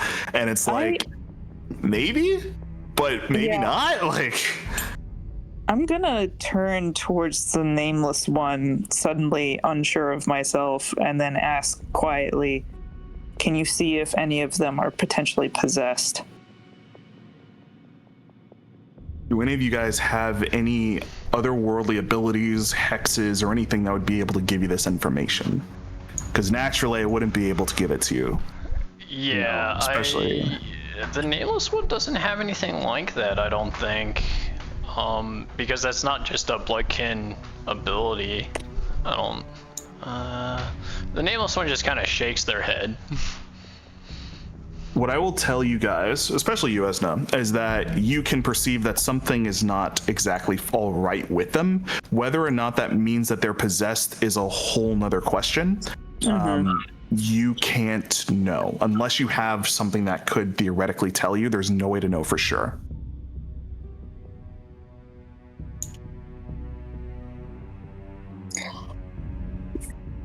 Damn. Okay. I feel like Esna's more of a person of their word. And they'll kind of close their eyes and think about how much they have done for the Maker recently. And that at one point these were their people. At one point.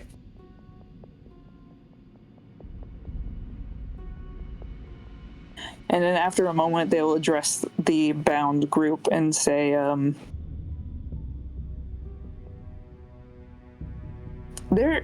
assuming these people are gagged as well, right? Some are. Not all of them are. Okay. All right, so I can still say this then. So Isna will say first, those of you who wish to find salvation, speak up now. You hear like a cacophony of laughter kind of having an effect on some of the people. The mere mention of the idea of swords coming from a vicar. You have some people that instantly kind of grovel and kind of like go down, just kind of like bow their heads ever so slightly. Some people look to you with eyes that are just like, hell, I'll fucking do anything. Yeah, sure, why not? Some people talk about the pretentious platitudes that you're probably going to offer them. Something, the Maker. Utter bullshit. Just things that they're constantly kind of chiming up with. Some people can't speak. They're gagged, but you can easily tell that nothing that they have to say is of any value. Yeah, okay. So the ones that bow, why are they bowing? Is it shame? Is it bowing to me? What is it? They are bowing in a sense of, I am open. Yes, for sure. Salvation sounds nice. Yes. Save me, Vicar. I have done horrible things. My soul shall be cleansed. Bring me to eternum. That is yeah. Is that mocking or is that true? Some of it, it's. I used to see a lot of it whenever I used to go to church a lot, but like some people it's genuine. Some people it's just like, I'll do whatever it takes or say whatever I need to say. Maybe I won't follow good deed, but like generally speaking, I'll do whatever to say that that I'm saved and whatever. Okay, it's so, like you're playing along sort of a thing. Okay, so but those are the ones that carry some guilt, I assume, whether they want to be bound to the church or not. Yeah, like all the people that are bowing mean it, but Okay. some of them don't mean it more than others, is what I'll say. I'll go around and untie the ones that agreed. They kind of huddle away from the wall. As after remove, I think this is like a valid point. After kind of removing them, you do see like an array of. There's not like an excrement or anything, but there is like urine, just kind of like because they were confined for like basically over a day. There's just like a pool of mess, so to speak. As they haven't really had anywhere to go. So the pungent aroma hits you as they kind of stand up and kind of move away. These other people kind of groan, and then they kind of look towards your direction, kind of waiting for their punishment release. So, Who's to say? So the ones that I released, before I untie the first one, I'll say, go to your homes and stay there, clean yourselves up. And when everything calms down, go to the church. I will expect you. Because I assume that's really all they can go to right now. Yeah. And then I'll kind of look over the rest of the group. The ones that are not unhinged, I will sort of tap their shoulder as I go around. And say, Warren, Rothwell, this one, this one, this one, and this one. And then the last one I'll come to is the one that Rothwell has been bickering at. And before tapping his shoulder, I will say, the ones who I've touched, you will help us clean this town of the corpses and filth that it is covered in now to amend for what you have done. As I know, times have been hard, but these two will be your bosses, specifically Rothwell. You're this is your Whoa. Yeah! Wait a minute. Yes! His bottle flies to the sky like a fucking trident to the heavens, just like, and now I'm the boss. Walking around, I will punch you in the gut. My first order of business, kneel before me, Warren, for I have achieved a high position of power. He kind of like rubs his mustache. How tall Warren is still higher than you. He's shorter than you. His head is like to your chest. I'll stand up to my full height and look down at him like, no. I was Warren, bossing around. Can I You get a do what boss you for will with these if you want to take their binds and take them with you to help. You can just give me this. As I'm not Do that with the rest of them, Rothville. Is that sound? Is that okay, Warren? Yes, that is fine. Oh, you don't have to pay them either. Now you fuckers can do my job and see how you like it. Yes, that's what they're doing. All right. I'll go to each of the ones that they touched and cut their binds with my knife or one of my daggers. All right. All of you. How many of them were touched? 4? There was an unspecified number of everybody total, but it would be like a decent percentage of the mass, I'd imagine. Okay. Half of you. Go with Rothville. Rothville, if you would please, so equal of me, if you would please take the north side of the town. We'll go with the south side and start. Speak no further, Warren. I'm way ahead of you on that one. Rothville will grab one of the tarps that are kind of on the ground and kind of fasten it around his neck like a cape. He'll stand up on like a tiny, not even like it's a shoebox, like a cobbler shoebox. He just stands on top of it, points his broken bottle towards the door. All right, you bastards, that way. March! As he starts high-kneeing towards the direction of the door. Once he gets out of hearing range, I'm gonna look towards the rest of them. I don't know if you noticed that tarp had shit on it. He didn't. It's coating his arm right now. Yeah, it's crazy. There's a lot of excrement on it. All right, the rest of you, we're going to the south side. What I need all of you to do when we get up there is to gather the corpses of anybody, of anything really, and we're going to take it back to the graveyard. From there, you're all going to start digging graves. All right? There's a low, yeah. Yay. Great. I love the enthusiasm. Now let's get going. Fuck, I hate my life. Just I do too. marching with you. You're not the only one. Let's do it. Woo! Okay, and Your then, woo will echo throughout the channels. I'll look to the remaining ones tied up and say, for the rest of you, you are in the Rat King's domain, and so I will leave you to him. And I'm not gonna untie them. I will just walk away.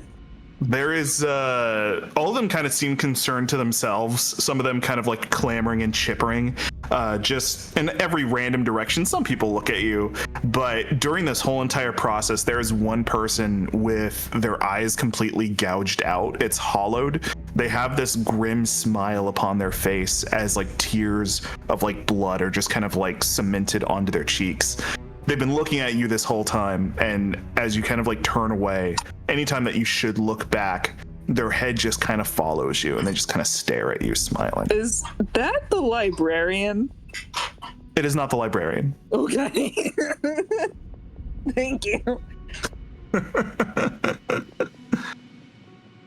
Just one of the crazed civilians. Going to choose to ignore that. It's not going to be great, but I have people are a resource. yeah. And I will return to church duties when I am done being a townsperson. Okay, I'll go back over to Johnny. Yeah, I'll go back over to Johnny and say that it's done, and the ones that are left are to him. Should there be any trouble, you can take them to Framboyo. Yeah, cool. Super eager to deal with him and his people, as always. I'll definitely be doing that. Should you have any business that you need to take care of, even if it's for a short visit, you're here. You're always welcome. Should you like to come back? Ezra just kind of smiles and says, well, if I do love to come see the children, I'll remember that. It's the only form of joy they seem to have around here. Like they don't like the work that I provide to them so that they could feed. Not all meals come for free. Everyone hates the villain. Everybody loves the hero. But I need a hero every now and again. For taking care of the rest, I'll give one more crown. This will replenish my coin box. You see like a tiny little box. It has like a tiny, it's like a severed head of a rat, just kind of like stapled with like needles into like the top of the chest. He just lightly lifts it up and then chucks the coin in and closes it. And you hear a squeak, but it doesn't come from, it's a severed rat. Like, it doesn't make that just comes from Johnny. He just has a habit of squeaking anytime he opens it and closes it. All right, Vicar. Thank you for your service. He ushers up with a magnificent gesture of his puppet stick towards the sky, and then he kind of rifles it through the air as he does like a great big bow. The puppet kind of like slapping against his shoulder, giving him a hug, basically, as he kind of leans in for a bow. All right, get out of here. You have more things that you're supposed to do, I'm sure. Too Like, many. fix the famine that you said that you're about to do. Esna just sort of nods and says, yes, too many things to do. We appreciate you here, Vicar, even though if it doesn't seem like it. You're one of the only good parts of this town still running. Well, hopefully less people will have words about me now that these events have unfolded. Because not everyone liked me before. Secrets have a weird way of spreading far and wide, especially when done in certain present company. I'll make sure that the word is spread. He kind of winks towards your direction. I'll give a smile and say thank you so very much. Everyone, let's leave. We need to do other things. Well, I guess Warren and Rothwell are already on it. Oh yeah, they've stepped out the door, and you join them. A breath of, I would say, fresh air, but very stale air. But it does still dawn upon a new day as you bring your foot out into the darkness of the exposed moonlight, awaiting for the next chapter, next time on Harvest.